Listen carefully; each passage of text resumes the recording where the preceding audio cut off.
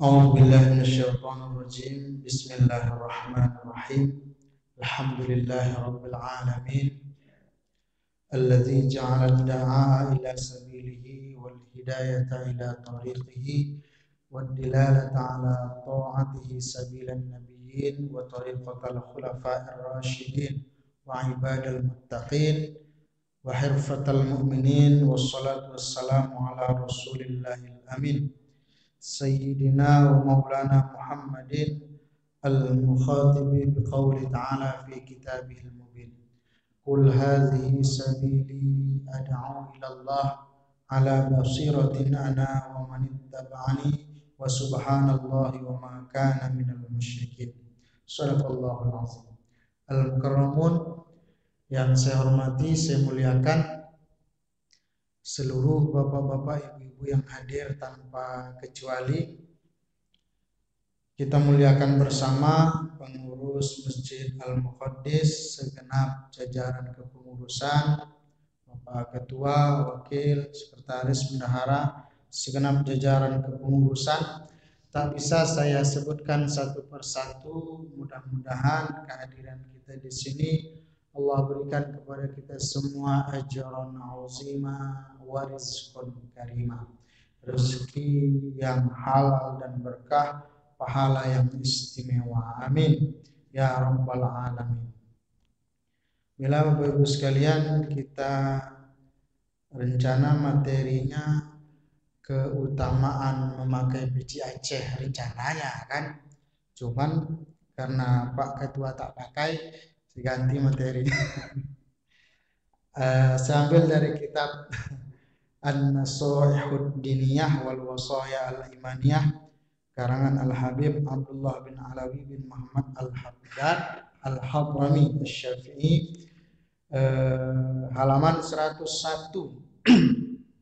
Ini tema-tema pilihan berkaitan dengan keutamaan menunggu sholat.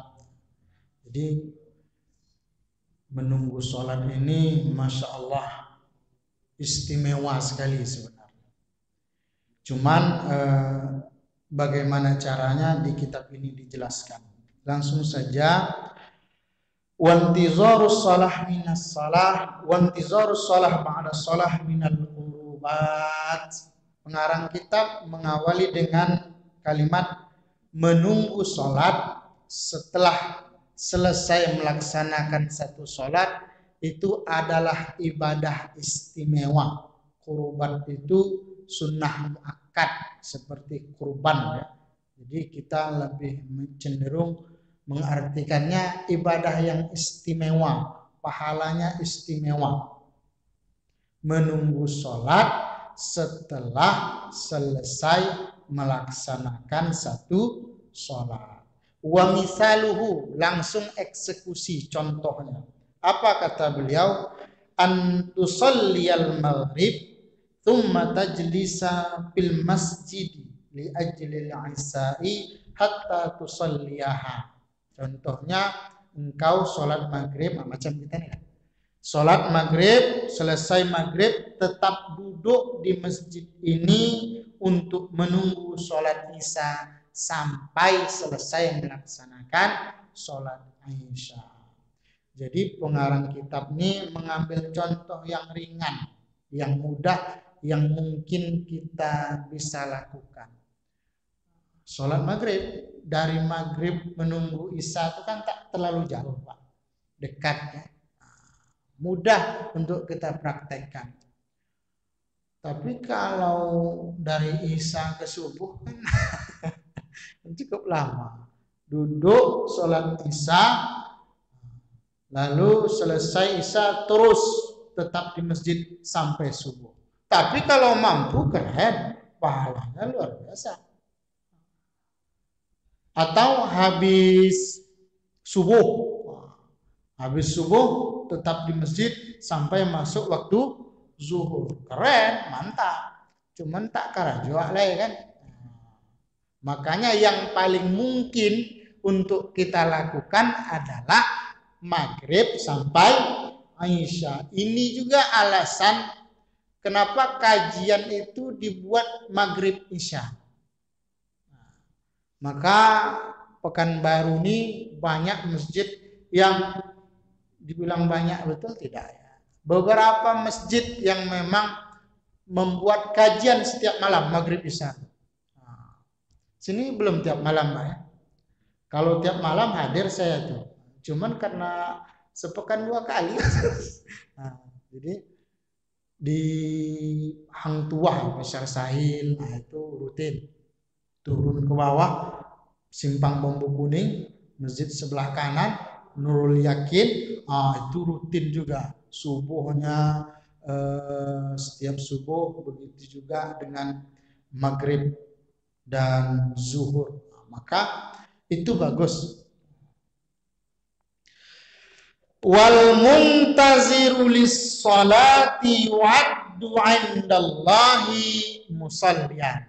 Orang yang menunggu sholat dinilai di sisi Allah sebagai orang yang sholat. Ini tuh. Cuman menunggu Pak. Masuk kita ke masjid ini sebelum waktu maghrib, maka selama kita menunggu masuk maghrib itu yu'addu 'indallahi musalliyan, dicatat sebagai orang yang sholat. Itu nggak sholat, nunggu saja, apalagi ikut melaksanakan sholat. Tapi menunggu di sini di masjid ya, bukan di rumah. Ini kok banyaknya nunggu juga kan, tapi di rumah. Nunggunya di masjid. Kalau dekat sini di masjid kita nih Pak. Wa yuktabu lahu sawabal musallin, dan ditulis baginya pahala orang yang sholat. Dia tidak sholat tapi pahalanya pahala sholat. Sawa'un kana intizaru sholatin ba'da sholat. Dari cara menunggu itu 2 Bapak Ibu sekalian. Yang pertama seperti di awal, selesai satu sholat ditunggu sholat berikutnya. Cara yang kedua, au sabaqa ilal masjidi qabla an tuqamas shalah faqa'ada yantaziruha. Cara yang pertama kita sudah paham. Cara yang kedua adalah dengan cepat datang ke masjid sebelum sholat itu dilaksanakan, duduk di masjid itu tunggu masuk waktu sholat. Nah, jadi dalam kitab Marokil Ubudiyah karangan Syekh Nawawi Al-Jawi Al-Bantani, ada satu bab namanya Al-Isti'dad lis-shalawatil mafruḍah, menyiapkan diri sebelum masuk waktu sholat. Sebenarnya aturan kalaupun kita mau ikutkan betul, dianjurkan betul ke masjid itu sebelum azan. Kita datang kemari ini memang belum azan. Di kitab itu diterangkannya secara detail. Caranya bagaimana? Nah, kira-kira setengah jam sebelum masuk waktu maghrib kita sudah menyiapkan diri dengan mandi misalkan, bersih diri, minimal bersihkan, gosok gigi, berwudu, pakai baju yang bersih, yang bagus, wangi, baru kita ambil sandal. Ini saya istilahnya apa? Tutorial ke masjid. Sendal udah bersih nih, letak sendal di teras. Lalu kita baca doa keluar rumah. Apa doa keluar rumah? Bismillahi tawakkaltu 'alallahi la haula wala quwwata illa billah. Mau keluar. Lalu kalau mau keluar rumah, kaki kiri, kaki kanan? Kiri, kanan? Atau dua-duanya? Lompat ya kan gitu kan. Mantan pampir ya. Kalau mau keluar rumah tuh kaki kiri. Kaki kiri ini pijakkan sandal kiri. Jangan dimasukkan. Kaki kiri, pijakkan sandal kiri dulu. Baru keluarkan kaki kanan. Masukkan ke sandal yang kanan. baru masukkan kaki kiri ke sandal yang kanan, dan berjalanlah menuju masjid. Di kitab Marokil Ubudiyah ada doa perjalanan ketika menuju masjid. Saya yang saya hafal dulu di pesantren, di pondok, Allahumma inni as'aluka bihaqqis sa'ilina 'alaika wa bihaqqir raghibina ilaika wa bihaqqi mamsyaya hadza ilaika fa inni lam akhruj atharaw wala bataraw wala ri'a'aw wala sum'ah bal kharajtu itqa'a sakhatik wa ibtigha'a mardatik as'aluka an tunqidhani minan nar wa an taghfirli fa innahu la yaghfiru dzunuba illa anta. Pendek bukan?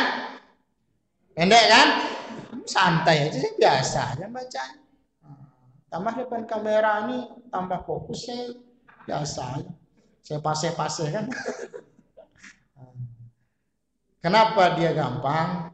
Karena kita praktek. Setiap ke masjid, naluri saya itu mengarahkan saya untuk berdoa. Langkah ke musola, langkah ke masjid, langsung aja.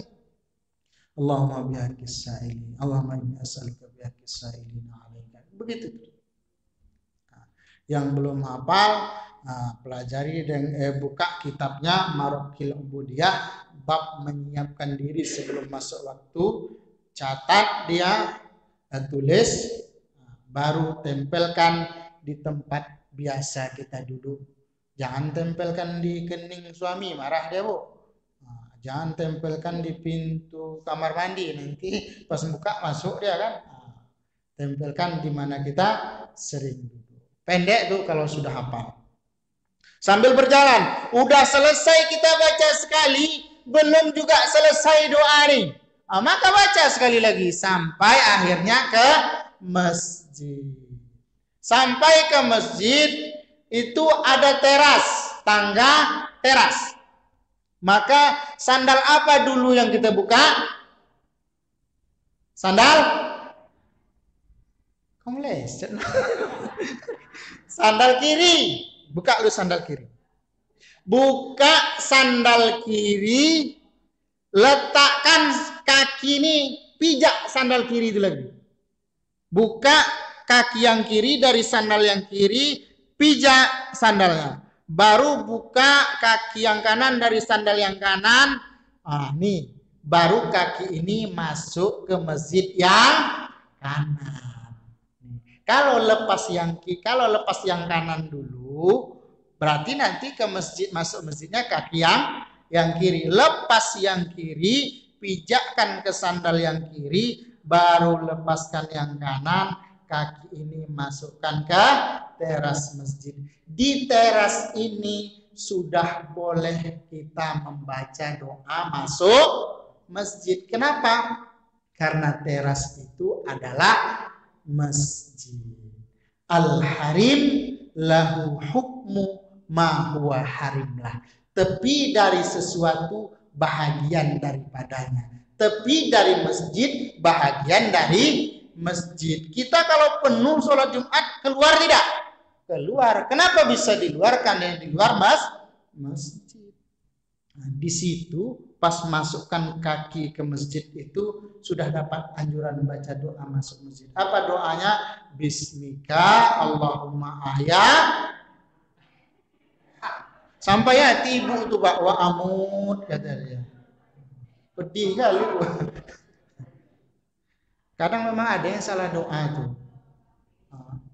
Memang salah doa dia ke masjid itu yang dibaca dia. Maka sampai masjid tidur gini dia memang karena doa. Salah doa. Sama orang ke kamar mandi baca doa, Allahumma barik lana fima razaqtana wa qina azabannar. Makan sate di kamar mandi itu sampai hati dia makan sate di kamar mandi. Apa doa masuk masjid? Allahumma ftahli abwaaba. Masuk ke masjid, ini belum azan lagi. Cerita kita ini belum azan. Masih ngaji kalaupun ngaji, masih terahim kalaupun terahim. Masuk ke masjid jangan duduk. Sholat sunnah dulu 2 rakaat tahiyatul masjid. Selesai tahiyatul masjid, niat iktikaf. Bahasa Indonesia saja, ya Allah aku niat iktikaf selama aku di dalam masjid karena Allah Ta'ala. Jangan tentukan waktunya, tapi bilang saja selama aku di dalam masjid karena Allah Ta'ala. Habis itu kira-kira semenit 2 menit berkumandanglah azan. Kalau maghrib berkumandanglah azan maghrib. Begitulah Pak Bu sebenarnya tutorial ke masjid semua sholat fardu. Cuman hanya beberapa orang yang mempraktikkan seperti ini ya. Kita lanjutkan. Cara yang kedua tadi, sabaqa ilal masjid qabla an tuqamas shalah. Cepat dia datang ke masjid sebelum sholat dilaksanakan, sebelum azan berkumandang. Kemudian selesai dia lakukan tahiyatul masjid, menunggulah dia di masjid. Selama menunggu itu pahalanya pahala sholat. Kejadian hari Selasa sebelum puasa Pak, di Jalan Segar, Hang Tua Ujung, Jalan Segar, SMA berapa tuh? 15 apa berapa? Masuk ke sebelah kanan. Jalan Segar tuh baru masuk Segar 2. Di Segar 2 itu penurunan ada Masjid Al-Anwar namanya. Penurunan sebelah kanan masjidnya. Masjidnya itu menghadap kiblat tuh Pak. Emang iya kan? Nah, jadi ada bapak-bapak, dia ini terbiasa memang semua sholat itu cepat. Terbiasa. Kejadian maghrib itu cepat dia datang. Cepat datang agak-agak 15 menit sebelum maghrib. Masuk sholat tahiyatul masjid dia. Habis tahiyatul masjid, kebetulan imam sudah sampai. Apa kata dia ke imam? Pak Imam, saya baring sebentar ya. Kepala saya ini pusing kali. Kata Bapak Parubayan. Baringlah Pak. Tak apa-apa. Baring dia. Tak lama azan, selesai azan nunggu qobliyah maghrib, selesai qobliyah maghrib, dipikir orang dia tidur. Nah itu karena mau qomat dibangunkan bapaknya. Pak, ternyata bapak itu sudah meninggal. Hari Selasa sebelum puasa yang kemarin. Kenapa saya tahu? Karena kakak saya tinggal di situ. Saya sering ke situ, kalau saya lagi di situ, sholatnya di Masjid Al-Anwar. Jadi saya kenal dengan bapak. Kira-kira bapak itu meninggal sedang sholat atau tidak? Kalau kaji kita nih, meninggal sedang sholat atau tidak? Meninggal sedang sholat karena dia menunggu sholat. 3 pekan yang lewat viral di Lampung, imam masjid apa namanya? Masjid Agung ya.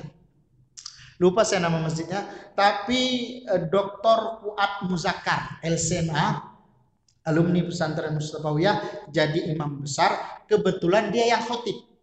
Jadi pas khotib tuh mungkin agak kurang enak perasaan dia. Agak kurang enak nih, dicepatkannya khutbah, duduk di antara 2 khutbah tuh dia meninggal.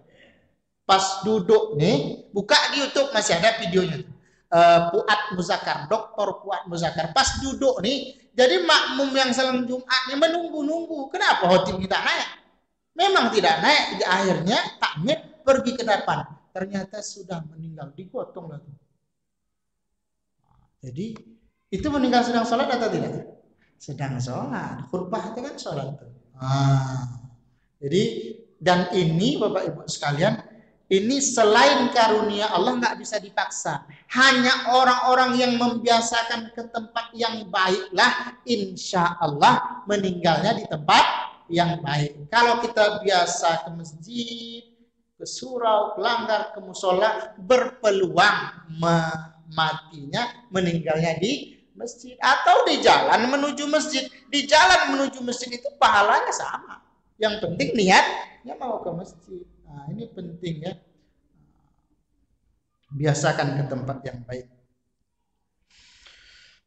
Walladzi yamkusu fi mahallihi alladzi shalla fihi la tazalul malaikatu tastaghfiru lahu wa tad'u lahu hatta yuhdisa aw yatakallam. Kata pengarang kitab, dan orang-orang yang tetap duduknya di masjid ini selesai dia sholat, la tazalul malaikah, senantiasa dapat doa malaikat. Kita yang duduk dapat doa malaikat. Tastaghfiru lahu, malaikat beristighfar meminta kepada Allah agar dosanya diampuni, wa tad'u lahu, dan malaikat berdoa untuknya, diistighfari dan didoakan oleh para malaikat. Ini sedikit orang yang sadar. Jadi kita di sini nih ada di antara kita malaikat, cuman kita tak nampak warna malaikat. Yang nampak warna malaikat itu termasuk ayam. Ayam itu nampak ada, Pak. Makanya kata Nabi, la tasubbudik, jangan maki ayam. Ayam itu tak boleh dimaki. Bu, jangan maki, Bu. Kurang aja ayam kok, kata dia. Tak boleh ayam itu dimaki. Kenapa? Fa innahu yuqizu lis-shalah. Karena ayam itu membangunkan kita sholat. Disuruh tuh pelihara ayam tuh, Pak. Disuruh. Ayam tuh uzkur ayyuhal ghafilun. Bangun kalian yang lalai, kata dia. Itu paling banyak kapan? Menjelang subuh. Menjelang subuh. Kenapa Ustaz menjelang subuh? Karena malaikat rahmat turun menjelang subuh. Apa kaitan ayam dengan malaikat? Kata Nabi, idza sami'tum siyah dikah, kalau kalian mendengar suara ayam jantan berkokok, pas'alullah min fadli, berdoalah, minta karunia Allah, fa inna ra'at malakan, karena ayam itu nampak malaikat. Jadi ayam setiap nampak malaikat dia pasti berkukuk. Berarti ada malaikat di situ. Jadi siapa yang sakit-sakit, yang udah agak-agak gawat, bawa ayam situ. Nanti kalau bersuara ayam tuh berarti Israel dekat situ. Ada orang suka ngakal-ngakal ini nih.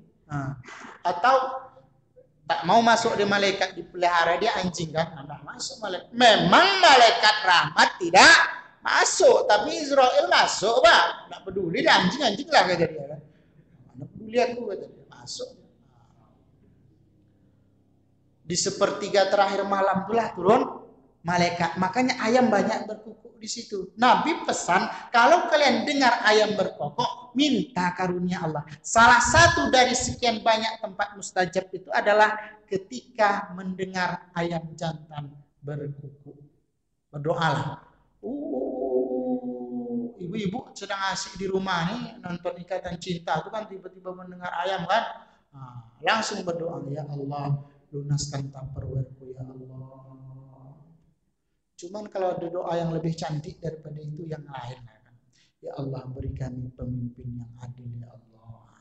Keren. Biar manfaatnya untuk seluruh negara, bukan untuk satu orang kita, keluarga kita saja. Bapak Ibu yang saya hormati, saya muliakan, bahkan di dalam kitab tafsir Sawi itu termasuk Luqmanul Hakim itu yang mengubah kata hikmah yang berkaitan dengan ayam tadi. Apa kata Luqman? Ya bunayya, wahai anakku, la takunil a'jaz min hadzal dik. Jangan kalian lebih lemah dari seekor ayam jantan. Ada apa dengan ayam jantan itu? Allazi yasutu fil ashar. Waktu sahur dia sudah bangun. Jam 3, setengah 4 dia dah bersuara. Wa anta naimun ala firashik. Sedangkan engkau masih tidur di tempat tidurmu. Masa iya kita kalah dari seekor ayam? Itu dengarkanlah tuh. Dengarkanlah tuh. Pokoknya asal menjelang subuh jam-jam 4 bersuara ada tuh. Setengah 4. Kalau ada yang melihara bebek betelur tuh, Pak, itu lagi tuh ngomong jam 4 bebek tuh jam 4 gitu. Tak lama ayam tuh bangun gitu. Kurang tinggi rasa dia, tak ada yang nampak yang bangun, naik deh ke pagar, ke pohon mangga, bangun gitu. Kebetulan ada sapi di situ, kata sapi kan, tak mau, kata sapi. Mana ada sapi ke masjid? Ada sapi ke masjid, Pak? Ada, Bu, sapi ke masjid? Tidak ada sapi ke masjid. Andai ada Idul Adha cuma. Yang ke masjidnya Idul Adha itu cuma sapi. Ya. Kalau kita tidak perlu, kita tersinggung Jumat kita ke masjid. Maghrib, Isya, Zuhur, Asar ke masjid. Kalau sapi itu cuma Idul Adha ya ke masjid. Itu pun cuma di teras saja. Tidak sampai ke dalam dong. Ngapa ada di teras?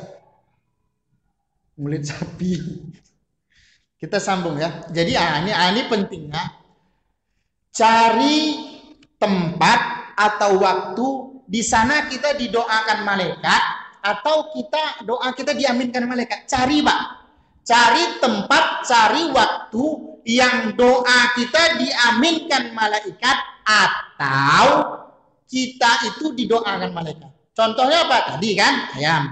Yang kedua subuh, sedekah subuh tuh. Orang yang bersedekah subuh itu kan didoakan langsung oleh malaikat. Ma min yaumin yusbihul ibad illa yanzilani malakani. Tidak dilewati setiap subuh oleh seorang hamba kecuali dari antara malaikat yang banyak itu turun 2 malaikat mewakili orang-orang yang berinfak, orang-orang yang bersedekah di subuh hari. Kalau ada orang ke masjid atau di rumahnya dia berinfak di subuh itu, maka malaikat pertama mengatakan, Allahumma ti munfiqan khalafa. Ya Allah, ganti uang. Kalau dia uang, ganti langsung pahala orang-orang yang berinfak. Langsung dapat doa malaikat. Kalau tak berinfak di subuh, apa kata malaikat yang satu lagi? Allahumma ti mumsikan talapa. Susahkan, bangkrutkan dia ya Allah karena tak berinfak di subuh. Itu kan doa malaikat itu dicari. Maka minimal kalau kita sholatnya subuh ke masjid, biasakan berinfak itu di waktu subuh. Yang ketiga, dapat doa malaikat itu dengan mendoakan orang lain. Ini penting Bapak Ibu sekalian. Setiap kita mendoakan orang lain, yang didoa itu tidak tahu kalau kita mendoakan dia. Bizahril ghaib kata Nabi. Dia tidak tahu. Jadi kita kalau habis mendoakan orang lain, tak perlu kita kasih tahu dia. Aku tadi kudoakan kau, semoga cepat kaya. Kalau kaya kau sangat sombong, nanti aku yang tak perlu. Jangan kasih tahu dia. Hilang makbulnya. Dan keuntungan mendoakan orang lain itu doa kita dikabulkan Allah. Maka kalau Bapak Ibu, ini dilakukan sahabat nih, termasuk yang melakukannya Abu Darda. Kalau kita punya hajat, maka doakan hajat kita ini untuk orang lain yang pas menurut kita. Misalkan apa? Umroh contohnya. Mudah-mudahan bentar lagi umroh buka ya insyaallah. Misalkan kita ingin umroh, kita berjalan keliling Pekanbaru nih, kita tengok ada orang soleh, orang yang layak atau kita kenal, ingin sekali umroh, cuman dia belum ada uang dan segala macam, kita teringat dia atau jumpa kita dari kejauhan, doakan dia. Ya Allah, mudahkan rezeki Bapak itu untuk melaksanakan umroh. Kita ini belum umroh sebenarnya, tapi kita doakan doa itu untuk orang lain. Pas kita doakan tuh langsung turun 1 malaikat mewakili doa kita. Apa kata malaikat? Amin. Allah perkenankan. Semoga diperkenankan oleh Allah. Walaka bimislihi, untukmu seumpama yang engkau doakan. Berarti kan doa kita untuk orang lain itu balik ke kita. Itu penting tuh Bapak Ibu sekalian. Sering-sering berdoa untuk orang lain karena doa itu balik. Jadi kalau kita pun ingin terkabul, caranya pinta itu kepada Allah tapi lewat mendoakan orang lain. Itu cara paling ampuh. Penting tuh. Nah, tahu Bapak-bapak di sini mau poligami? Nah, itu caranya itu, Pak. Nah, itu Pak Ketua. Nah, ini ilmunya nih. Nah, Bapak tuh layak menikah lagi poligami. Ya Allah, mudahkan urusan ta'adud Bapak itu. Datang malaikat langsung. Amin, kata malaikat Tuhan. Untukmu apa yang kau pinta. Tak lama itu Pak, paling setahun jadi. Nah, itu ilmu jarang diamalkan ustaz-ustaz. Nah, mulai keberatan ibu-ibu di belakang. Udahlah Ustaz, lanjut aja kata ibu. Cie aja cakak kata ibu. Lanjut ya. Kita dapat istighfar malaikat di masjid ini, dapat doa malaikat, syaratnya dua. Kalau kita di sini tidak yuhdis, tidak cerita. Jadi kalau dengar ceramah, dengarkan saja. Jangan bercerita. Ini kadang awak ceramah di sini bercerita ada di belakang. Saya pernah di Panam tuh kajian sore, awak cerita di sini, cerita ibu berdua di belakang. Asik pula ceritanya, Pak. Udah saya tegur berhenti dia paling 1 menit 2 menit nyambung dicerita lagi. Nah, itu tak dapat doa malaikat. Yang dapat doa malaikat itu dia tidak cerita-cerita. Yang kedua, yang pertama dia tidak cerita-cerita. Yuhdis ini maknanya dia tidak berhadas, dia takalam bercerita-cerita. Di selama dia di masjid itu tidak ya takalam, tidak cerita-cerita. Yang kedua yuhdis, yuhdis itu berhadas. Jadi kita kalau lagi dengar ceramah di sini, tiba-tiba mau buang angin, buang di luar, langsung berwudu. Baru masuk kembali agar dapat doa. Jangan dibuang di dalam nih juga. Kalian rasa kan aneh, dibuang di dalam nih juga kan. Dah dia tak pergi. Nanti pas azan mau baru berwudu. Jangan buang anginnya di luar, berwudu, baru masuk lagi ke dalam. Itu dapat doa daripada malaikat. Lalu kata pengarang kitab, kullu zalika qad waradat bil akhbar anin Nabi sallallahu alaihi wasallam. Semua yang saya ceritakan di atas ini tadi, kata beliau, semuanya ada hadisnya dari Nabi Muhammad sallallahu alaihi wasallam. Jadi yang dicerita pengarang kitab ini bukan kalian-kalian, bukan ica-ica nih. Betul. Qala sallallahu alaihi wasallam, bersabda Nabi Muhammad sallallahu alaihi wasallam, ala adullukum ala ma yamhullahu bihil khataya wa yarfa'u bihid darajat. Kata Nabi, kalian mau enggak aku beritahu kepada kalian beberapa hal yang bisa menghapus kesalahan kalian dan derajat kalian diangkat oleh Allah Subhanahu wa taala. Lalu Nabi sebutkan 3 di sini dalam hadis ini. Hadis ini nomor 1 itu hadis Abi Hurairah akhrajahu Muslim fi sahihihi. Ada dalam kitab Sahih Muslim. Yang 3 itu isbaghul wudu alal makarih. Tetap berwudu maksimal dalam kondisi-kondisi tidak nyaman. Nah, jadi kalau mau dapat pahala yang istimewa, kesalahan dihapus, derajat dinaikkan oleh Allah, berwudulah maksimal walau dalam kondisi tidak nyaman. Misalkan antara tempat wudu dengan rumah kita jauh. Ini di sini tidak berlaku nih ya.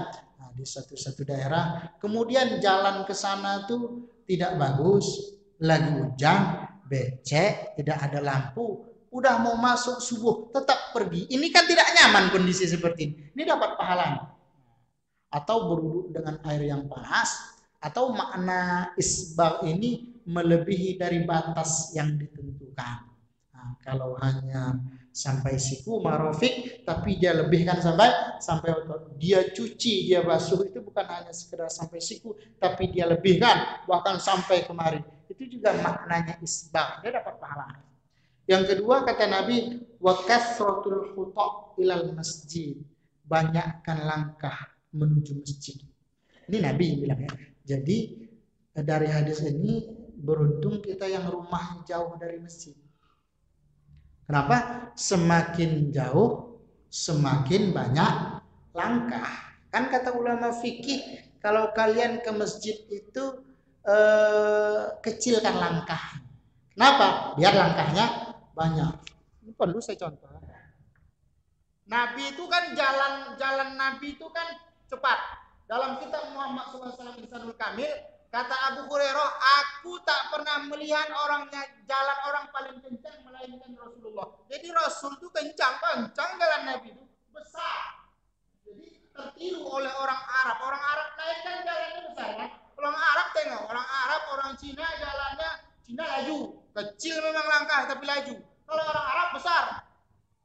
Tiba orang Indonesia ngango dia.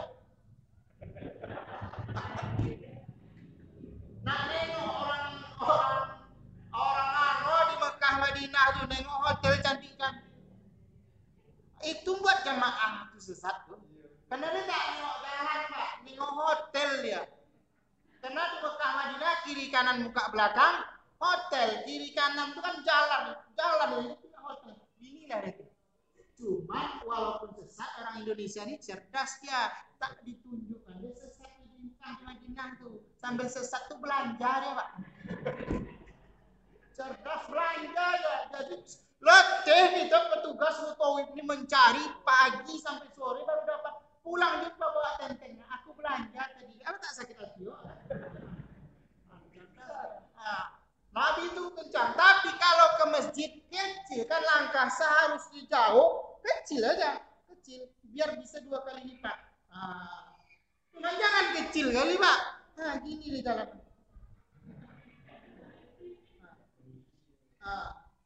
Memang banyak pahala ada, cuma sampai ke masjid orang dah salam. Assalamualaikum warahmatullahi wabarakatuh. Masuk sudah di rumah lagi kan gitu kan. Jadi jangan salah paham kecil. Khairul umuri awsatuha. Yang baik itu yang sedang-sedang. Jangan besar betul, jangan kecil betul. Banyakkan langkah. Yang ketiga kata Nabi, kalau mau dapat pahala tadi, kesalahan dihapus, wantizarus shalah ba'das shalah. Menunggu sholat selesai setelah selesai melaksanakan satu sholat. Beruntung nih. Wa qala alaihi salatu wassalam, bersabda Nabi kita Muhammad sallallahu alaihi wasallam, innakum lan tazalu fi salatin man tazartumus shalah. Sesungguhnya kalian senantiasa dalam sholat selama kalian menunggu sholat. Ini ada kasus sederhana Pak. Di sini kan kita pakai alarm ya. Yang paling baik kalau kita ingin sholat tahiyatul masjid, sholat qobliyah itu 4 rakaat, caranya adalah dengan cepat datang. Azan kita sudah di sini, jadi bisa sholat itu 4 rakaat bagi yang mau. Cuman kadang ada yang datang ke masjid itu lambat, tapi dia tak mau meninggalkan qobliyah. Masuk dia lihat alarm waktu. Kalau dia lihat 3 menit, masih bisa sholat tidak? Masih.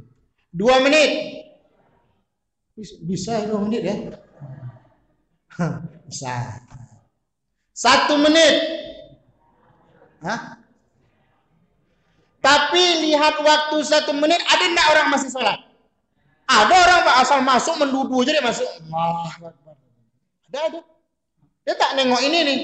Orang yang cerdas demi menjaga perasaan kawan, dah datang terlambat, masuk tengok. Kalau 1 menit lagi tak perlu sholat. Bisa dipahami ya? Kenapa? Karena kalau dia sholat pas rakaat pertama, belum lagi selesai rakaat pertama, maka alarm bunyi. Sebaliknya ya, menjaga hati. Tapi andai terjadi juga. Kan terjadi juga. Ada tuh kan? Duduk aja datangnya tuh. Ada tuh. Bisa kita sebut orangnya lagi. Taulah dia kan.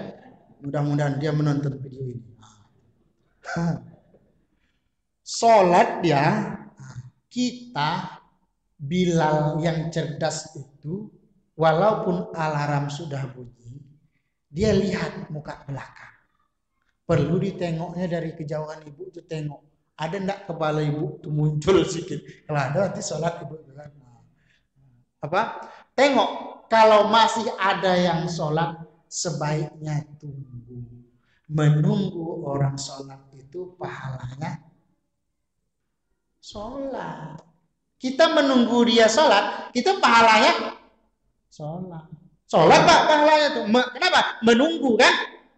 Cuman masalah ini kalau berlarut timbul masalah baru. Yang tadi sholat, datang satu lagi. Ditengoknya ada yang sholat, Allahu Akbar kata dia sholat. Ada kan? Itu yang buat panjang tuh Pak. Makanya menjaga perasaan, cerdas tengok betul. Penting. Di Pekanbaru nih rata-rata 15 menit ya antara azan iqamah, 10 menit 15 menit. Yang saya tahu hanya satu di Panam tuh khusus subuh 20 menit. Kita subuh berapa menit Pak? 15 ya? 15. Di Panam tuh 20 menit. Masuk Jalan Taman Karya, jumpa kira-kira 500-600 meter Masjid Al-Muhajirin Jalan Paku sebelah kanan, itu subuhnya 20 menit. Kenapa dibuat lama? Demi mengamalkan hadis Nabi, rokaatil fajar khairun minad dunya wa ma fiha. Jadi semua bisa melaksanakan qabliyah subuh atau sholat sunnah 2 rakaat sebelum subuh, sholat fajar. Mekah Madinah kan seperti itu, kan lama sekali itu dari azan ke qomat subuh tuh. Kira-kira kita sholat terbitlah matahari dengan terang. Kita lanjutkan Bapak Ibu sekalian, masih ada waktu kan? Wa qala alaihi salatu wasallam, bersabda Nabi kita Muhammad SAW, basyiril masya'ina ilal masjid. Kata Nabi, beri kabar gembira kepada orang yang ke masjidnya jalan kaki. Jadi memang utama dan nomor 1 itu hendaklah ke masjid itu masyan alal akdam, jalan kaki, jangan pakai kendaraan. Kalau memungkinkan dari rumah kita ke masjid itu untuk jalan kaki 500 meter jalanlah, 700 meter jalan. Tapi kalau macam saya dari Panam, Mbak, tak mungkin saya jalan. Jam berapa pula saya jalan kaki kan? Yang mungkin, yang layak jalan kaki lah. Ini karena redaksi hadis masyarakat rata-rata tuh jalan kaki itu. Saya cerita di Pakning, saya Isra Mi'raj tahun lewat, hari Jumat, khutbah Jumat, malamnya Isra Mi'raj, kajian subuh, baru pulang bukan baru. Pas khutbah, selesai khutbah ada Dr. Abdullah Sa'ad dari Mesir, oleh ketua masjid Pak Rapi itu ditempatkan beliau di situ mengasuh pesantren atau kampus beliau. Selesai khutbah kata dokter tuh, Ustaz yuk ke rumah saya yuk, ada kurma, ada air zam-zam, kata beliau dengan bahasa Arab, masih terbata-bata bahasa Indonesia dia. Kita jalan kaki aja Ustaz, kata dia. Sambil jalan tuh, apa kata dia, orang Indonesia ini mengkek, cuma 50 meter aja naik motor, kata dia. Dalam bahasa Arab loh, cuma 100 meter aja naik motor. Berjalan, apalah jalan tuh besar. Mobil tinggalkan aja Ustaz, dibawa kawan saya mobil kan. Akhirnya berjalan kami Pak, jauh Pak berjalan. Jauh, padahal Bapak itu tua santai, berjalan kan hampir 20 menit berjalan baru sampai rumah beliau. Rupanya memang dia asal ke masjid jalan kaki, mengejar keutamaan berjalan. Saya tutup hadis Nabi kita Muhammad SAW ini, kata Nabi, beri kabar gembira kepada orang yang ke masjidnya jalan kaki di zulmah, tempat gelap. Di kita ini nampaknya hadis ini tidak berlaku. Ada nggak dari rumah ke masjid tempat-tempat yang rawan? Di sini ada enggak? Enggak ada lagi ya. Mengerikan. Ada pohon bambu melambai-lambai. Enggak ada lagi kan? Nah, berarti aman. Hadis ini tak masuk kita. Tapi di daerah berlaku tidak? Ini masih berlaku nih. Saya pergi ke Rantau Benuang Sakti, tanah kelahiran Syekh Abdul Wahab Rokan, di tepi sungai apa sana? Sungai Rokan tuh. Memang ngeri, jam 12 mati lampu, subuh tak hidup lagi, jalan buruk. Nah itu kalau nak ke masjid memang gelap, itu pahalanya luar biasa. Upayakan jalan kaki, pahalanya lebih istimewa. Insya Allah 2024 kita sambung setelah Pak Anies terpilih sebagai presiden ya. Subhanakallahumma wa bihamdika asyhadu an la ilaha illa anta astaghfiruka wa atubu ilaik. Assalamualaikum warahmatullahi wabarakatuh.